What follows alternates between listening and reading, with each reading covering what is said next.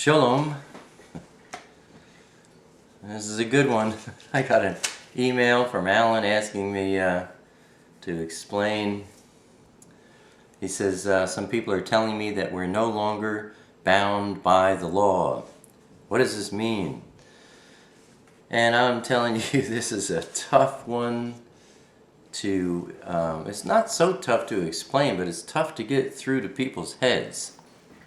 You know, the real problem in getting a good understanding about this has to do with having a Western mindset instead of a Hebrew mindset and understanding. My videos this year in 2012, you're going to be seeing me getting into this topic about having a Hebrew mindset, or the understanding of a Hebrew mindset as opposed to a Western way of thinking, because as you know, if you've been watching my videos, I always go to the Hebrew because it's a Hebrew book. The scriptures are Hebrew.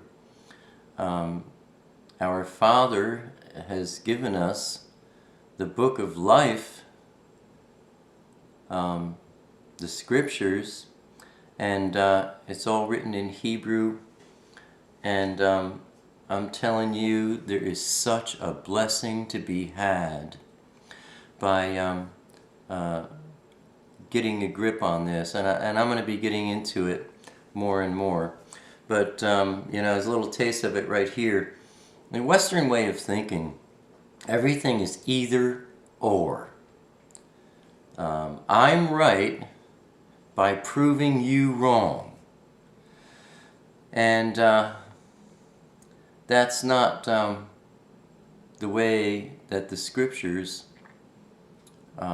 deliver the Father's message.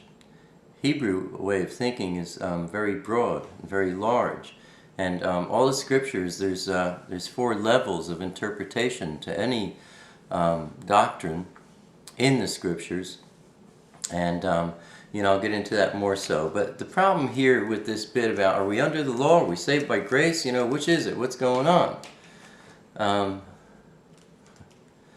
And you have to understand, first of all, Romans chapter 7, verse 4, the Spirit writes, "So my brothers, you also were put to death to the Torah." That's the law. The word is not law. I have a video, or maybe 2 videos about the Torah previous, that you know, you should check out, because this is a tough one, I'm telling you. It's not the law. The Torah is not the law. But let that go for right now. "You were also put to death to the Torah through the body of Mashiach, for you to become another's, to become the one who was raised from the dead, that we should bear fruit to Elohim." So, you know, you see Paul talking about this, and like us, you know, him and Peter, you know, him and Peter had you know, a big battle over this whole thing. You know, Peter was, there were, you know, the Christians were predominantly Jews, and now the Gentiles were coming in, and a lot of the Jews in Peter's camp were saying, you know, if they want to become Christians, they have to become circumcised and they have to follow the Torah. And Paul is like, no, you know, like, if you get circumcised, you're gonna have to follow the whole law, and this whole argument builds up.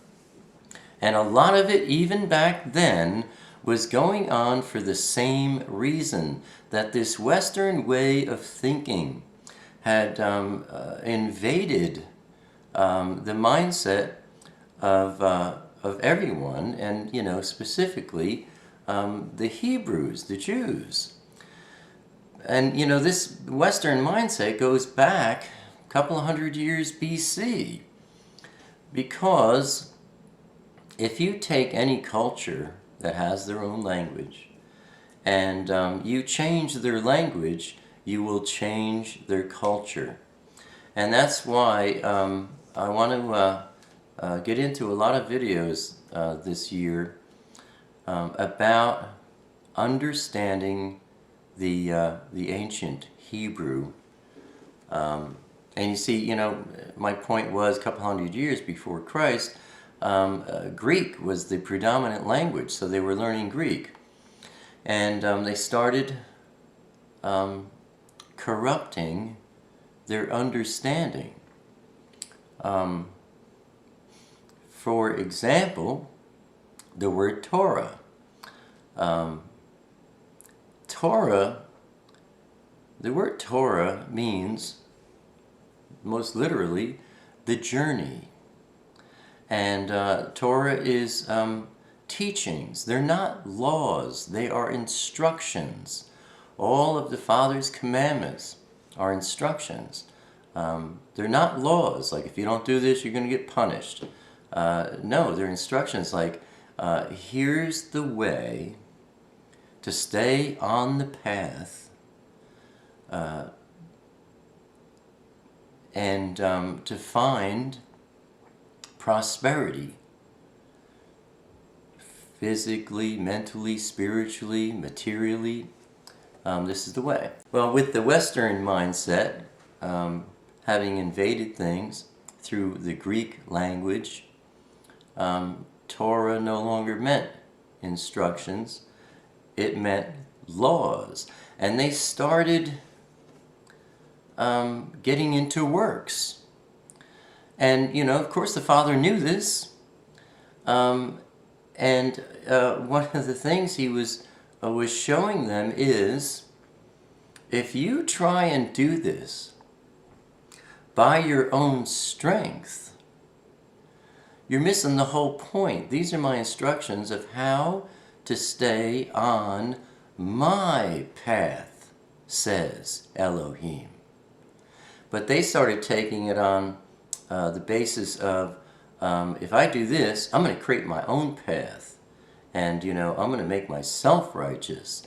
And like I said, the Father knew this, and it was his way of showing them that, you know, you can't do it. There's only one who can do it. And, of course, that's the Mashiach, Yeshua, the Messiah.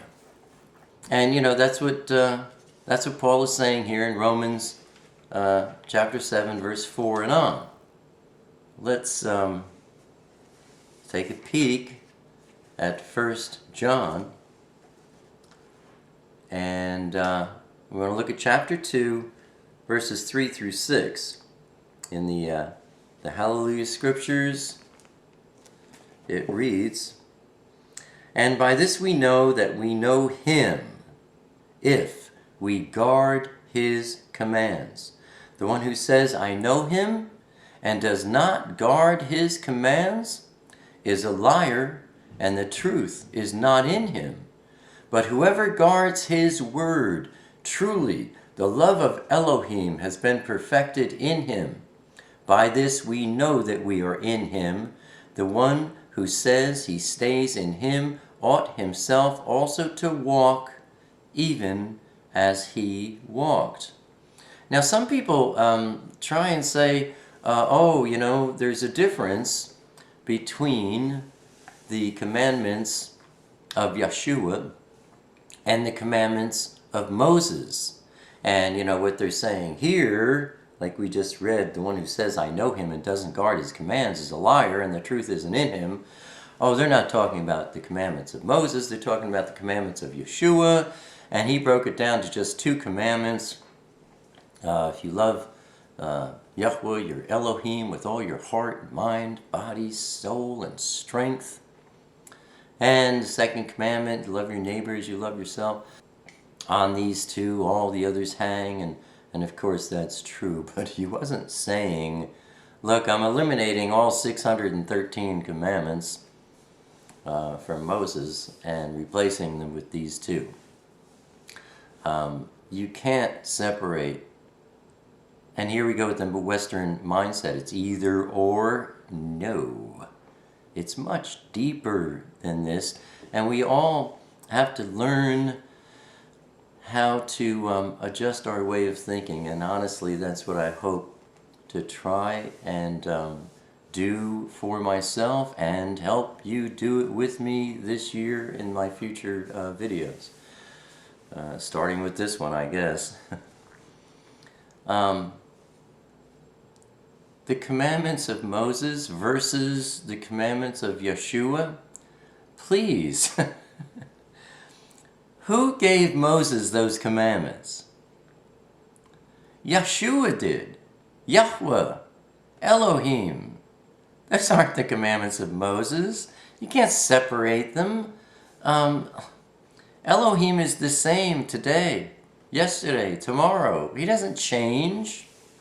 So instead of going down this path of, oh, we're saved by grace, forget the law, you don't do the law.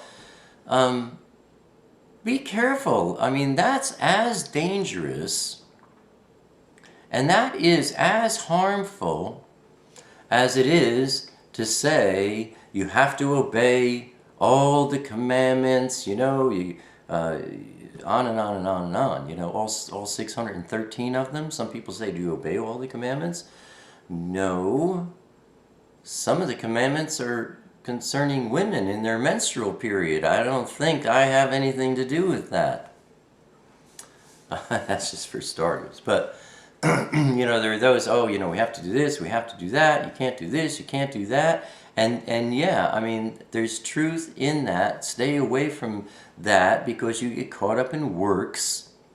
And that was one, not the only reason, that was one of the reasons that Elohim gave those commandments to show man that you can't save yourself. You have to have the Mashiach, the sacrificial lamb of Yahweh. I mean, that's the whole plan from Genesis on. And so, now you can't go back that way either.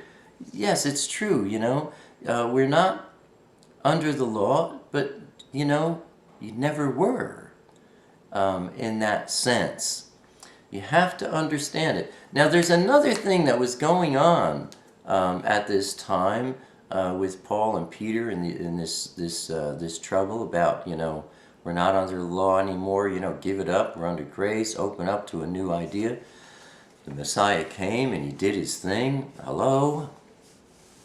And that is, again, because of this Western mindset where the Pharisees, the Sadducees, the rabbis, back then, it's no different today, they were making up their own laws.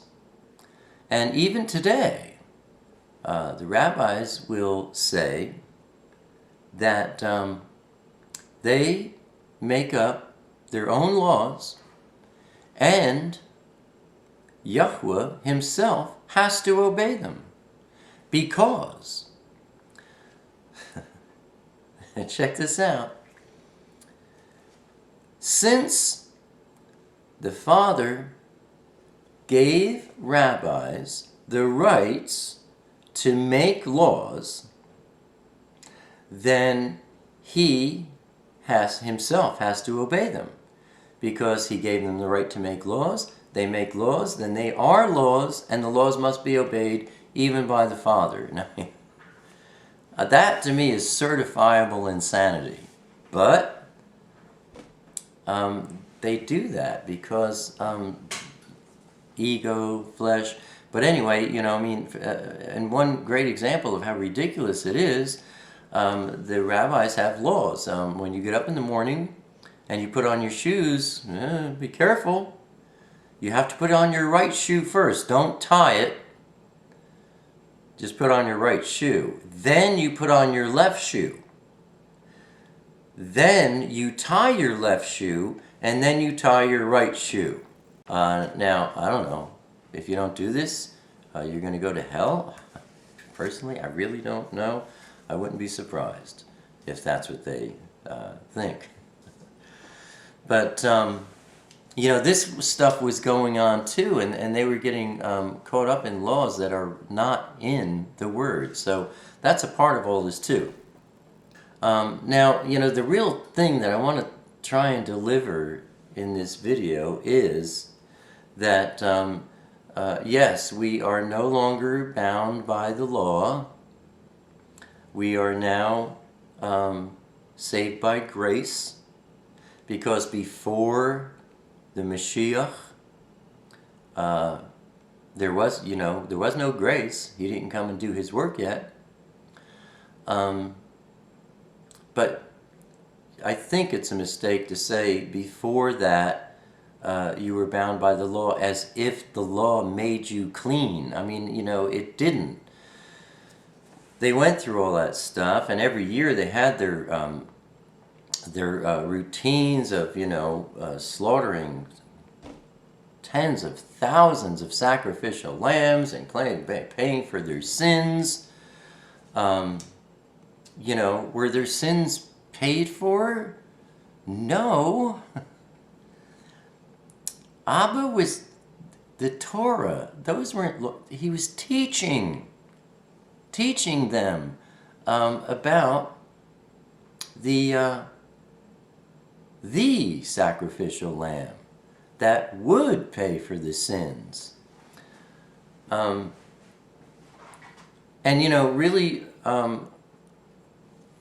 what I want to get around to is, number one, you don't follow the Torah. Number two, you embrace the Torah and you follow it with all your heart. Number one, you don't follow the Torah in the sense that I have to do these things in order to be righteous and to show Abba Father that I love him. That is wrong. It's as wrong as sin. It is missing the mark. Missing the mark means you got off the path. But number two, going back to my second thing, you embrace the Torah and you love it and you do obey it, but in the sense of, these are my Father's instructions for me to learn his ways, for me to learn how to be more prosperous in everything. So I put it this way: there is no law. The Torah is more accurately understood as the Father's loving instructions to make our journey here as prosperous and beneficial as possible. So, looking at it that way, can anyone say that we are no longer bound by our Father's loving instructions?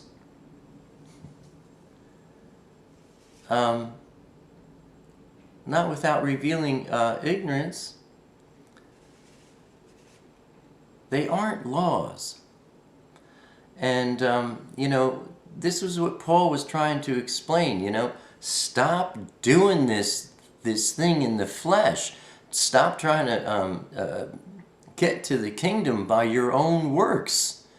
We're saved by grace. The Messiah did it all. He did it perfectly. He's the only one he could. And he did it for us. He's trying to show us his love for us because he wants our love for him to be expressed. Stop loving yourself. Stop trying to do this. So you see, it's a tough answer to give only because of this great misunderstanding. Are we no longer under the law? Right. We're no longer, hopefully, under that misguided perception that we have to do all these things to show our worthiness. We can't show our worthiness. We have no worthiness except in Yeshua.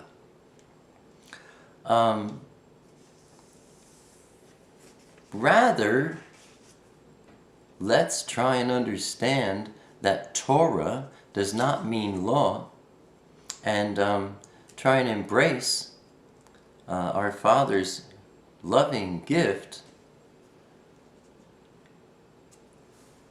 of instruction.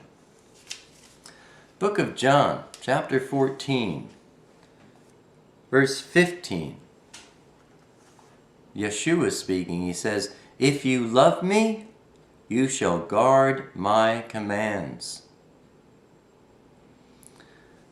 His commands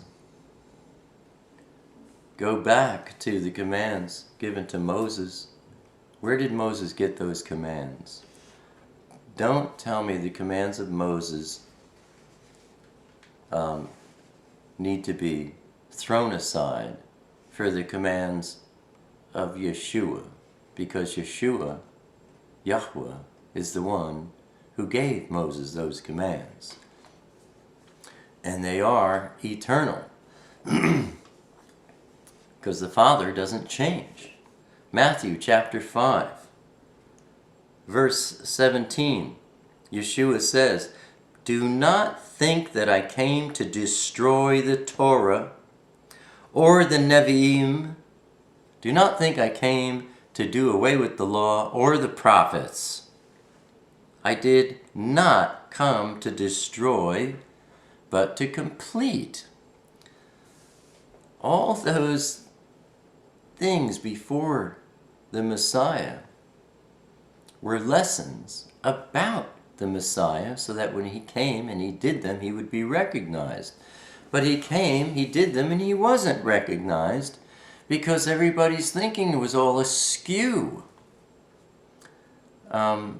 They got messed up. And, they forgot, they lost the original Hebrew mindset. And I've been digging into it, and it's, man, I'm telling you, it is amazing. I'm really excited about the things I'm discovering. One little quick example. Western way of thinking is linear. We see the past as being to the left, the present's in front of you, and the future is over to the right. And we see ourselves going through time, walking in a straight line. Let's say there's a tree here. You walking, you see the tree. Nice tree. And then you forget it because you're moving on, and you're never going to see that tree again because you're going on in a linear fashion. The ancient Hebrew mindset, Elohim's way, is not linear. It's circular. It's cyclical, cycles. He takes you past the tree, and you come around, and you go past the tree again, go around, you go past the tree again, and again, and again, and again. That tree becomes more familiar. That tree becomes more familiar. You go by and you look at the tree and you say, oh, man, I've looked at that tree 100 times and I've never seen that one aspect about it. It's just like with the Word, the Scriptures. How many times have you seen a Scripture jump off the page at you and go, man, I've read that. It must have been 50 times. I never saw this. We all experience that. That's Yahweh's way. That's Elohim's way. Seasons. He brings you past that tree over and over again, and you start to appreciate the tree. You know when you're coming around to the tree again, and you're looking forward to it, and you start loving your experience. That's one example of how wonderful the ancient Hebrew language, mindset, the alphabet, it's the aleph and the tau, that these things reveal, as opposed to, you know, this Western mindset, which was introduced with the Greek language and ways of thinking, philosophy and all of that, of like, you know, you're just walking by, oh, there's a tree, yeah, big deal, you know, I'm moving on, I'll never see that tree again, it's beautiful, who cares, gone. Galatians chapter 5, verse 4 says, you who are declared right by Torah have severed yourselves from Mashiach. You have fallen from favor. There's, you know, Paul trying to point this thing out. You know, you're trying to make yourself right by your works. But you see, to say that we're, you know, he says we're no longer bound by the law, it might do us well to dig into the original language there and see maybe if we're not reading it properly. He might have been saying, like, you know, it's time for you to get away from trying to make yourself righteous by your own works, because Torah is not about laws. Torah is not about you getting it right for yourself. Those who think to be declared righteous by the works of the Torah, that's the key to this whole bit that people try and get a hold of. And instead of having a broader concept about it, looking into it deeper ways, like the ancient Hebrew does, I'll be doing a teaching on that. You have to dig in. The seed is under the soil. No, we are still benefited by the Torah. Grace happens when we miss the mark. Then we recognize it, which is much of what the Torah is for, and we repent. 1 John 1:9. The Torah helps you to recognize it when you miss the mark, and then you go to the Father and you confess it to Him, and He cleanses. He's faithful and true, and He cleanses you of your faults. Before Mashiach, everyone was trying to make themselves righteous by working the Torah. Elohim used this to show all that they could not save themselves. Only the sacrificial Lamb of Yahweh would free all from the curse, and that through faith and by grace. Reading my notes. So believers are not bound by the Torah in the sense that if they tried to work the Torah, they wouldn't be believers. But to say we're not bound by the law can suggest, this is an important point, to say that we're no longer bound by the law, that can suggest to some who don't know any better that it's okay to sin, or that we don't pay attention to the Old Testament, we only follow the New Testament, or that the Torah has no value. That's wrong. We are not bound by the law. We never were. There is no law. It's just that men make His commandments into laws and bind themselves to them and make a mess of things. Just like, you know, there are no gods, but men make gods out of things, and then, you know, it seems like they're gods. The short of it is this: if someone tries to work the Torah and is a slave to it, they have not recognized the Mashiach and are caught up in works. On the other hand, if someone recognizes that all good works are only done through the operation of His Kodesh Spirit working in them, and if they embrace His commandments, the Torah, as keys to prosperity and joy, then they are walking on the path. They are operating in the way. back in Peter's day and Paul's day, they didn't call it Christianity. They called it the way, the path, the path. We are not bound or under the Torah, but we can benefit by it. You know, I mentioned earlier that part of this argument going on between Paul and Peter, and part of this stuff had to do with the rabbis making up their own laws like they do today and have since then. Paul mentions this in Colossians chapter 2. Let's look at verse 14. He says, having blotted out the handwriting against us by the dogmas which stood against us. And he's taken it out of the way, having nailed it to the stake. By the dogmas which stood against us. He's talking about the handwriting of ordinances, the doctrines of men. The doctrines of men. It's, you know, a lot of religions make up their own doctrines. These are the doctrines of men. And you can fall into this same contention in a totally modern way. I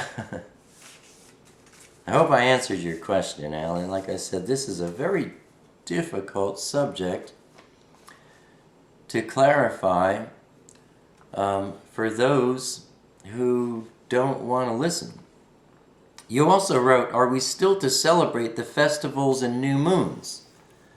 You know, that question itself sounds like, do we have to do this to be saved? You know, that's everything that I've been talking about. That kind of mindset makes the answer, no, don't do that. That's the worst thing you could do. Because of that mindset. If you're thinking about, you know, works, do I have to do this in order to work my salvation? Then yeah, man, you better stay away from that, you know, like a hot poker, you know. Stay away from it. But are we to embrace the Torah with a different mindset? That these are His loving instructions to His children so that they can discover how to stay on His path and how to defeat the enemy's attempts. Yes, then embrace the Torah. And with that, knowing that the festivals and the new moons are pointing at prophecies and deeper understandings about His kingdom and His righteousness, that every year, like the cycle, you can walk past that tree and see something new and learn something new. If you embrace the festivals and the new moons with a love for learning about His kingdom and His righteousness, yes, then you should celebrate them. But if you're asking whether or not we must, then the answer is always no, because you have the wrong attitude and you're going to stumble and fall into darkness and get off the path itself. Shalom Aleichem.